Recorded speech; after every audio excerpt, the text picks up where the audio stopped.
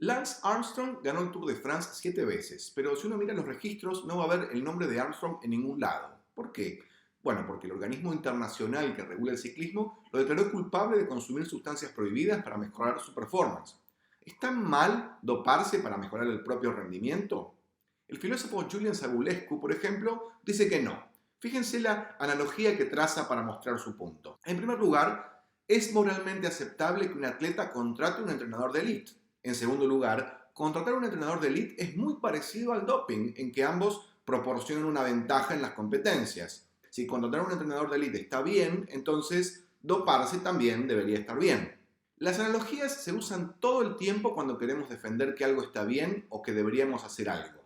Una analogía es básicamente una comparación. Decimos que, dado que dos cosas son similares en algunos aspectos, entonces también son similares en algún otro aspecto. En este caso, decimos que contratar a un entrenador es similar a doparse en que ambos mejoran el desempeño. Pero además, contratar a un entrenador tiene otra propiedad, la de ser moralmente admisible. De ahí concluimos que doparse también tiene esta propiedad. Hoy vamos a hablar de los razonamientos por analogía, que son muy usados en muchísimas disciplinas, por ejemplo, en bioética y en algunos sistemas legales como el norteamericano y el inglés. Y también tiene una larga historia en el razonamiento moral.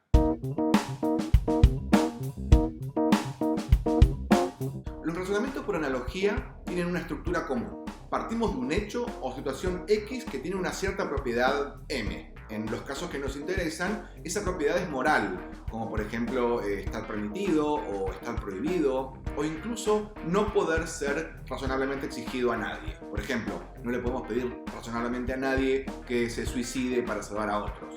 En segundo lugar, X es relevantemente similar a otra situación Y, o sea, hacemos una comparación de rasgos. En tercer lugar, decimos que Y también tiene la propiedad que tiene X, o sea, otra vez, si X está permitido, Y también va a estar permitido, si está prohibido, Y también va a estar prohibido, etc. Veamos otro ejemplo de Savulescu sobre si está bien coercionar a la gente en caso de una pandemia. Él tiene en mente la vacunación compulsiva en el caso de una epidemia.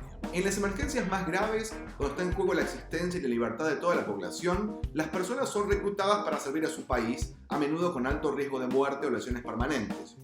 A menudo comparamos la pandemia con una guerra. Estamos luchando contra el virus.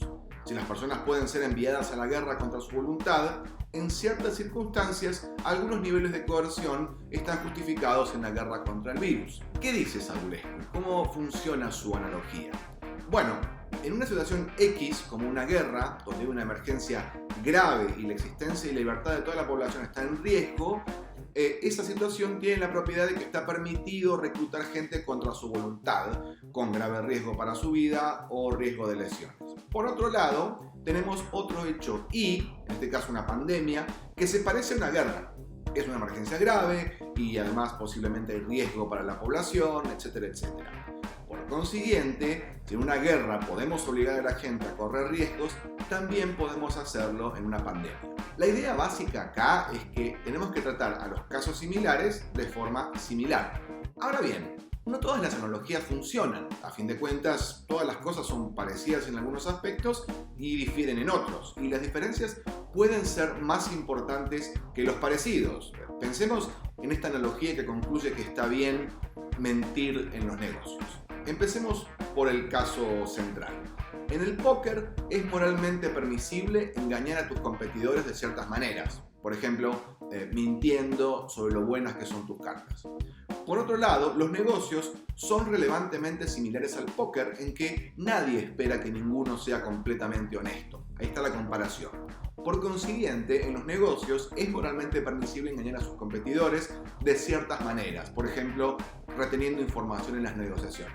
Lo primero que tenemos que hacer es ver si el caso del que partimos es un caso donde todos aceptarían que el caso tiene la propiedad que nos interesa. No vamos a llegar muy lejos si comparamos nuestro caso con una práctica que sea moralmente discutible o cuestionable. Por ejemplo, no podemos comparar mentir en los negocios con el espionaje industrial, donde también se supone que uno tiene permitido mentir.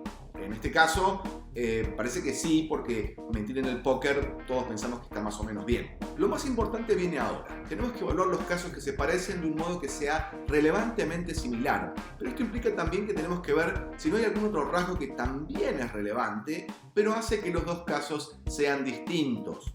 Y acá hay una diferencia importante en los casos que estamos tratando. La sociedad en su conjunto estaría mejor si los ejecutivos de negocios dijeran la verdad todo el tiempo. Pero que los jugadores de póker digan siempre la verdad no mejoraría la situación de la sociedad. De hecho, al hacer que el póker sea menos emocionante, podría incluso empeorar un poco la situación de la sociedad, haciendo que el póker sea peor. Entonces, aunque todos esperan ciertos tipos de engaño, tanto en el póker como en los negocios, esa expectativa es beneficiosa para el póker, pero perjudicial para los negocios.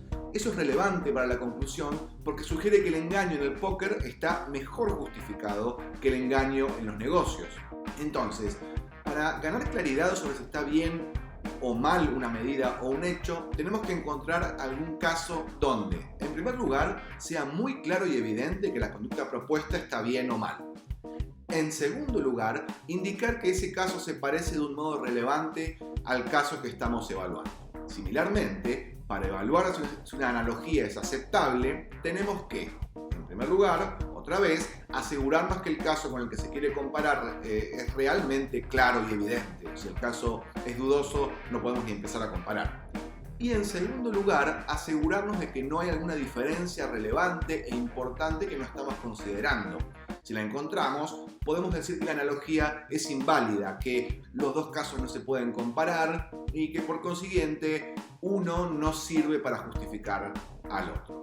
Esta es la forma de argumentar usando analogías y podés tener este concepto de analogía presente cuando alguien te ofrece una comparación, una analogía, para tratar de convencerte de algún punto o alguna propuesta, o incluso cuando vos querés argumentar en favor de alguna posición que te interesa defender o atacar.